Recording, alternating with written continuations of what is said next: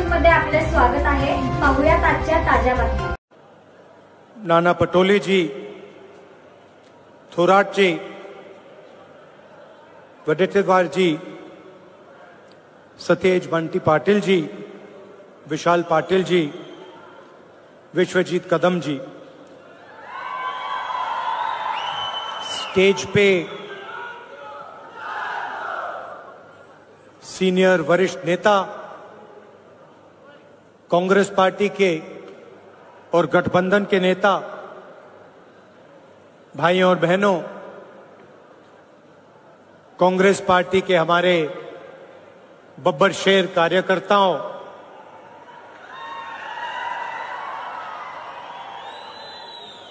आपने सबको डरा रखा है, बीजेपी वालों को, और प्रेस के हमारे मित्रों, आप सबका यहां बहुत बहुत स्वागत, नमस्कार।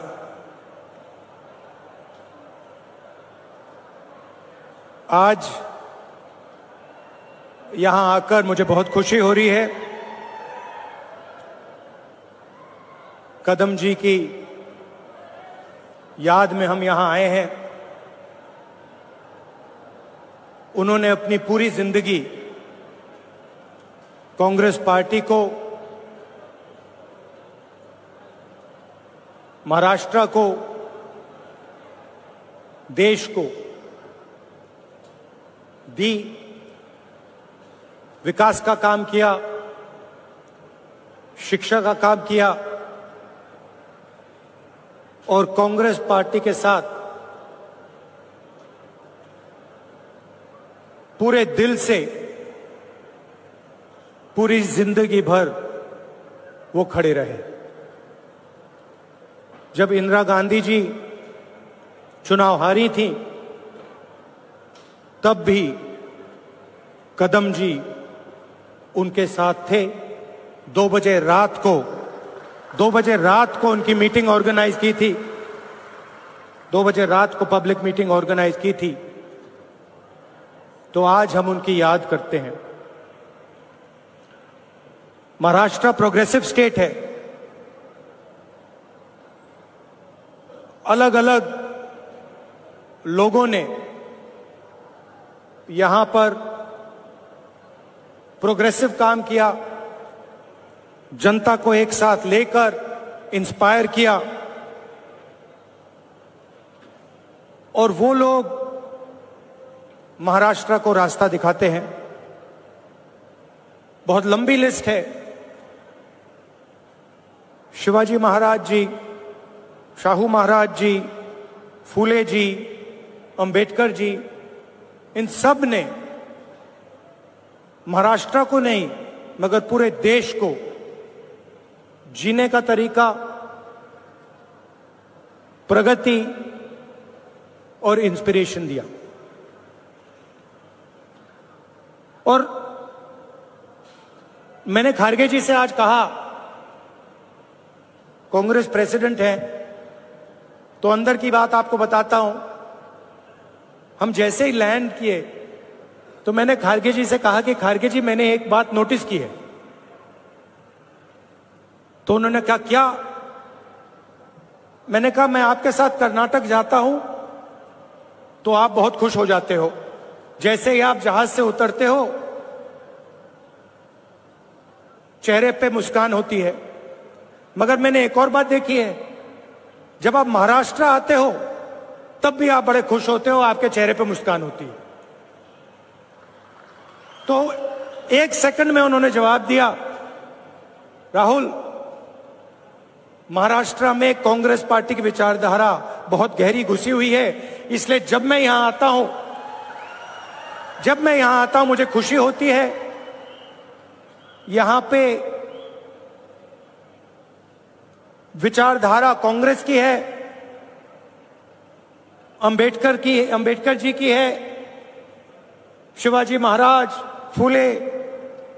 फूले जी की है, और इसीलिए मुझे यहां आकर उतनी ही खुशी होती है जितनी मुझे कर्नाटक में जाकर होती है। और यही मेरी फीलिंग है। जब भी मैं महाराष्ट्र आता हूं मुझे लगता है कि ये जो प्रदेश है हमारी विचारधारा का गढ़ है, फाउंडेशन है, और आप लोगों के डीएनए में हमारी विचारधारा है। और लड़ाई विचारधारा की है। जो आप हिंदुस्तान में देख रहे हैं, ये सिर्फ पॉलिटिक्स नहीं है। पहले पॉलिटिक्स चलती थी, राजनीति चलती थी। आज हिंदुस्तान में आइडियोलॉजिकल लड़ाई चल रही है, विचारधारा का युद्ध चल रहा है। और एक तरफ कांग्रेस पार्टी और ये सब महापुरुष, और दूसरी तरफ बीजेपी। हम सोशल प्रोग्रेस चाहते हैं, हम सबको जोड़कर एक साथ आगे ले जाना चाहते हैं, और वो चाहते हैं कि चुने हुए लोगों को हिंदुस्तान का पूरा फायदा मिले, दलित दलित रहे, पिछड़े लोग पिछड़े रहें, आदिवासी आदिवासी रहें,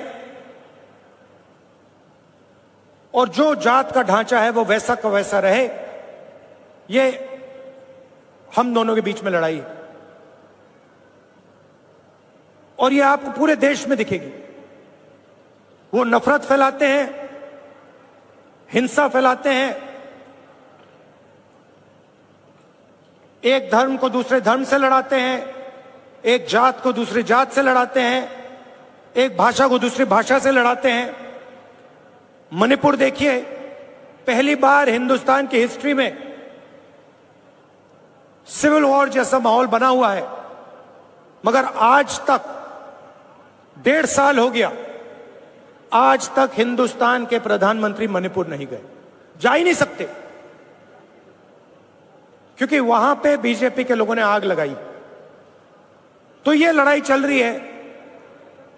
भारत जोड़ो यात्रा में कन्याकुमारी से हम कश्मीर चले। लोग कहते हैं कि राहुल गांधी कन्याकुमारी से कश्मीर चला। नहीं, मैं अकेला नहीं चला था, लाखों लोग हमारे साथ कन्याकुमारी से कश्मीर चले थे। महाराष्ट्र में, केरल, तेलंगाना, उत्तर प्रदेश, मध्य प्रदेश, हर प्रदेश के लोग चले थे, और एक लक्ष्य था जो एक लाइन में हमने कह दिया, नफरत के बाजार में मोहब्बत की दुकान खोलनी। हमें नफरत की राजनीति नहीं चाहिए, नफरत का हिंदुस्तान नहीं चाहिए, हमें मोहब्बत की राजनीति चाहिए, मोहब्बत का हिंदुस्तान चाहिए। हम भाईचारा देखना चाहते हैं, हम एक दूसरे की इज्जत करना चाहते हैं। यह फर्क है। आप देखिए, देश के कोने कोने में ये लोग नफरत फैलाते हैं, और ये नई चीज नहीं है, ये सदियों से कर रहे हैं। और ये विचारधारा की लड़ाई भी पुरानी है। आज ये लड़ाई कांग्रेस पार्टी और बीजेपी के बीच में है। इससे पहले यही लड़ाई फूले जी ने लड़ी, यही लड़ाई शिवाजी महाराज ने लड़ी। विचारधारा उनकी और हमारी मिलती है। उनकी विचारधारा में और कांग्रेस पार्टी की विचारधारा में कोई फर्क नहीं। चाहे वो अंबेडकर जी हों, शाहू जी महाराज हों, शिवाजी महाराज हों, फूले जी हों, अगर आप उनको पढ़ें, उनके आइडियाज को देखें, समझें, तो आपको पता लगेगा कि फूले जी के आइडियाज, अंबेडकर जी के आइडियाज, शिवाजी महाराज के आइडियाज हमारे कॉन्स्टिट्यूशन में आज है। और चुनाव में हमने साफ कह दिया कि लड़ाई विचारधारा की है। बीजेपी के लोग हिंदुस्तान के संविधान को खत्म करना चाहते हैं। सीधी सी बात है, आप देख लीजिए, जहां भी ये अपने लोग डाल सकते हैं वहां ये अपने लोग डाल देते हैं। चाहे वो इलेक्शन कमीशन हो, चाहे वो शिक्षा के इंस्टीट्यूशंस हो, लीगल सिस्टम हो, ब्यूरोक्रेसी हो, ये मेरिट नहीं देखते हैं। आज हिंदुस्तान में इनकी आंखों में एक ही तरीका का मेरिट है, अगर आप आरएसएस के हो तो मेरिट है, अगर आरएसएस के नहीं हो तो आपके लिए इन संस्थाओं में कोई जगह नहीं। और हर रोज ये कॉन्स्टिट्यूशन पर आक्रमण करते रहते हैं, कोई ना कोई नया तरीका ये निकालते रहते हैं। हमने जाति जनगणना की बात की, हमने कहा कि देखिए, देश में पता लगाना है कि किसकी कितनी आबादी है और किसका कितना हक बनता है। मैंने कुछ गलत बोला? सही बोला ना कि यह पता लगाना है, अलग अलग वर्ग के लोग हैं, ये कितने हैं, इनकी आबादी कितनी है और इनका हक क्या है और कौन सी संस्थाओं में इनके लोग हैं। एक प्रकार से हम स्नैपशॉट लेना चाहते हैं कि हिंदुस्तान में आज क्या हालात हैं। बीजेपी को लोग एकदम कहते हैं नहीं, हमने दबाव डाला, न्याय यात्रा की, और पहले ये सारे के सारे लोग कहते थे कि जाति जनगणना के हम खिलाफ हैं। आरएसएस के लोग कहते थे, बीजेपी के लोग कहते थे, इनके नेताओं के बयान हर रोज आते थे कि जाति जनगणना नहीं होना चाहिए। हमने दबाव डाला और कुछ दिन पहले कंफ्यूजन में आरएसएस कहती है कि हां, जाति जनगणना जरूरी है। अगर आप आज कह रहे हो कि जाति जनगणना जरूरी है, तो पिछले 6 महीने में आप क्या कह रहे थे? मैं आपको बता रहा हूं, पार्लियामेंट में हमने कहा है, पार्लियामेंट के फ्लोर में, लोकसभा में मैंने कहा है, कुछ भी हो जाए जाति जनगणना करवाएगी कांग्रेस पार्टी, करवाएगी, हमारा गठबंधन करवाएगा। क्योंकि हम जानना चाहते हैं, हम देश की सच्चाई समझना चाहते हैं। इस देश के धन का फायदा किसको हो रहा है, कौन से वर्ग को हो रहा है, किसको नहीं हो रहा है, यह हम जानना चाहते हैं और यह हम काम करवा के दिखाएंगे। भाइयों और बहनों, आज हमने कदम जी की मूर्ति का उद्घाटन किया और जब मैं वहां था, मैं सोच रहा था कि कदम जी ने 60 साल आपके साथ काम किया, ट्रांसपेरेंसी के साथ, मोहब्बत के साथ उन्होंने काम किया, ईमानदारी के साथ उन्होंने काम किया। 60 साल में उन्होंने आपसे कभी माफी नहीं मांगी। क्यों नहीं मांगी? क्योंकि जरूरत नहीं पड़ी।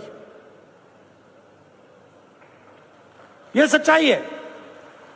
माफी जो ही वही मांगता है जो गलत काम करता है। जिसने गलती ही नहीं की, उसको माफी किस चीज की मांगनी है? यहां कुछ ही दिन पहले शिवाजी महाराज की मूर्ति बनाई गई और मैंने अखबार में पढ़ा कि प्रधानमंत्री ने कहा, मैं शिवाजी महाराज से माफी मांगता हूं। अब मैं ये समझना चाहता हूं, प्रधानमंत्री जी ने किस कारण माफी मांगी? अलग अलग कारण हो सकते हैं। पहला कारण हो सकता है कि ये जो मूर्ति थी, इसका कॉन्ट्रैक्ट आरएसएस के एक व्यक्ति को दी गई। पहला कारण यह हो सकता है। शायद प्रधानमंत्री जी कह रहे हैं कि नहीं, मैंने गलती की, मुझे ये कॉन्ट्रैक्ट आरएसएस के व्यक्ति को नहीं देनी थी, ये मुझे कॉन्ट्रैक्ट मेरिट पे देना था। शायद वो गलती हो सकती है। दूसरी गलती हो सकती है कि मूर्ति के बनने में भ्रष्टाचार हुआ, चोरी हुई। शायद प्रधानमंत्री इसके लिए माफी मांग रहे हैं कि मैंने जिसको कॉन्ट्रैक्ट दिलवाया उसने भ्रष्टाचार किया, महाराष्ट्र के लोगों से चोरी की। यह कारण हो सकता है। तीसरा कारण हो सकता है कि आपने शिवाजी महाराज की मूर्ति बनाई, उनकी याद में आपने मूर्ति बनाई और आपने इतना भी ध्यान नहीं दिया कि वो मूर्ति खड़ी रहे। मैं आपको गारंटी देता हूं, कदम जी की जो मूर्ति बनी है ना, आप यहां 50, 60, 70 साल बाद आ जाइए, यहां आपको दिखेगी।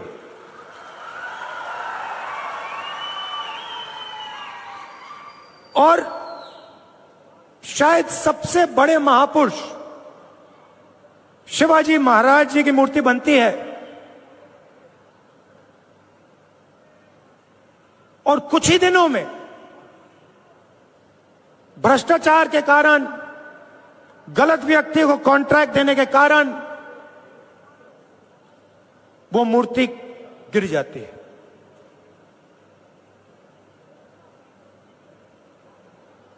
शिवाजी महाराज का अपमान किया है और प्रधानमंत्री को सिर्फ शिवाजी महाराज से माफी नहीं मांगनी चाहिए। अगर माफी मांग रहे हैं तो महाराष्ट्र के हर व्यक्ति से माफी मांगनी चाहिए और प्रधानमंत्री जी को यह भी समझाना चाहिए कि आप सिर्फ 2 लोगों की सरकार क्यों चलाते हो। जहां भी हम देखते हैं बड़े से बड़े कॉन्ट्रैक्ट अदानी और अंबानी जी को मिलते हैं। मैंने पार्लियामेंट में भाषण दिया। पार्लियामेंट में किसी का नाम लिया जा सकता है, मगर पहली बार मुझे कहा गया कि पार्लियामेंट हाउस में अपने भाषण में मैं अदानी और अंबानी का नाम नहीं ले सकता हूं। तो फिर मैंने कहा ठीक है भैया, आप चाहते हो कि मैं ना लूं, मुझे कुछ ना कुछ तो कहना पड़ेगा। अगर अंबानी अदानी नहीं चाहते हैं तो मैं कुछ और कह देता हूं। तो मैंने उनका नया नाम बनाया है A1 और A2। पूरा का पूरा काम A1 और A2 का हो रहा है। प्रधानमंत्री जी ने इसके लिए माफी किसी से नहीं मांगी।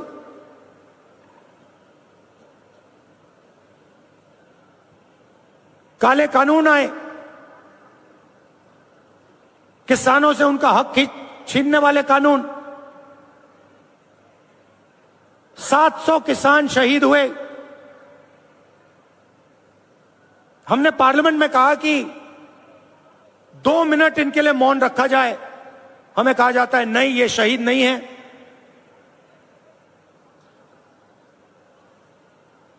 दो लोगों को फायदा पहुंचाने के लिए हिंदुस्तान के सारे स्मॉल और मीडियम बिजनेसेस को खत्म कर दिया। जो लोग इस देश को रोजगार देते हैं उनको नोटबंदी से, गलत जीएसटी से आपने खत्म कर दिया। अरबपतियों का रास्ता खोलने के लिए उनसे भी आप माफी मांगिए, नोटबंदी की माफी मांगिए, गलत जीएसटी की माफी मांगिए। और नतीजा क्या है कि आज अगर युवा रोजगार चाहता है, सिर्फ महाराष्ट्र में नहीं, पूरे देश में कहीं भी अगर रोजगार चाहता है, उसे रोजगार नहीं मिल सकता। क्यों? क्योंकि जो कंपनियां उसे रोजगार देती थी, जो छोटी कंपनी थी, मिडिल साइज कंपनी थी, वो सब बंद हो गई, खत्म हो गई। भाई और बहनों, अंबानी और अदानी इस देश को रोजगार नहीं दे सकते हैं। रोजगार कौन दे सकता है? रोजगार छोटे बिजनेस वाले दे सकते हैं, रोजगार मीडियम साइज बिजनेस वाले दे सकते हैं, जो छोटी फैक्ट्रियां चलाते हैं, मिडिल साइज फैक्ट्रियां चलाते हैं, जो चीजें बनाते हैं, ये लोग दे सकते हैं। आज हिंदुस्तान में नया मॉडल है, चाइना का माल आता है, वही 10-12 अरबपति उस माल को बेचते हैं। आप मोबाइल फोन के पीछे देख लीजिए मेड इन चाइना, शर्ट के पीछे देख लीजिए मेड इन बांग्लादेश, जूते के नीचे देखिए made in Vietnam, made in Maharashtra, made in India, आपको कहीं नहीं दिख सकता। और ये सारा का सारा माल ये अरबपति बेचते हैं। नुकसान किसका होता है? हिंदुस्तान के युवाओं का होता है। हिंदुस्तान के जो छोटे बिजनेस हैं, मिडिल साइज बिजनेस हैं, जो चाइना का मुकाबला कर सकते हैं, उनका होता है। फायदा किसका होता है? नरेंद्र मोदी जी की मार्केटिंग होती है, अदानी और अंबानी जी का फायदा होता है। और दो हिंदुस्तान बन रहे हैं, एक अरबपतियों का, उसमें 20-25 लोग हैं, और दूसरा मजदूरों का, किसानों का, बेरोजगार युवाओं का। भाई और बहनों, 16 लाख करोड़ रुपए, 16 लाख करोड़ रुपए नरेंद्र मोदी जी ने इन 20-25 लोगों का कर्जा माफ किया है। किसानों का आज तक कर्जा माफ नहीं किया है। हमने 70,000 करोड़ रुपए किया था जब हमारी सरकार थी। आप सोचो, 70,000 करोड़ रुपए से हिंदुस्तान के सारे किसानों का कर्जा माफ किया था। इन्होंने 16 लाख करोड़ रुपए 22-25 लोगों को दिया है। ये हमारी लड़ाई है। हम चाहते हैं कि एक हिंदुस्तान हो। अगर बैंक के दरवाजे अरबपतियों के लिए खुले हैं, तो बैंक के दरवाजे किसानों के लिए, मजदूरों के लिए, युवाओं के लिए खुले होने चाहिए। अगर उनका 16 लाख करोड़ रुपए माफ हो रहा है, तो फिर गरीबों का भी 16 लाख करोड़ रुपए माफ होना चाहिए। और अगर गरीबों का 16 लाख करोड़ रुपए माफ नहीं हो रहा है, तो फिर उनका नहीं होना चाहिए। हम सिर्फ न्याय की बात कर रहे हैं। और यही लड़ाई महाराष्ट्र में है। आप यहां का इंफ्रास्ट्रक्चर देखिए, यहां बेरोजगारी देखिए। Thank you. बेरोजगारी देखिए, हर एरिया में आपको भ्रष्टाचार दिखेगा। जहां भी आप देखोगे सड़क बनती है, भ्रष्टाचार। सरकारी भ्रष्टाचार से बनी है, सरकारी चोरी करके बनी है, सरकारी एमएलए को पैसा बन के दे के बनी है। ये बीजेपी की सरकार नहीं है, ये आपकी सरकार थी। इसको तोड़कर चोरी करके ले गए ये लोग। तो जहां भी आप देखोगे आपको भ्रष्टाचार मिलेगा। बाहर के लोग यहां आकर आपके कॉन्ट्रैक्ट ले जाते हैं, दूसरे स्टेट के लोग यहां आकर आपसे कॉन्ट्रैक्ट छीन जाते हैं। ये हम बदलना चाहते हैं। और मैं जानता हूं कि आप सब कांग्रेस पार्टी के कार्यकर्ता, मोहब्बत की दुकान वाले कार्यकर्ता, बब्बर शेर, मैं जानता हूं कि यहां पे आप महाराष्ट्र की सरकार लाने जा रहे हो।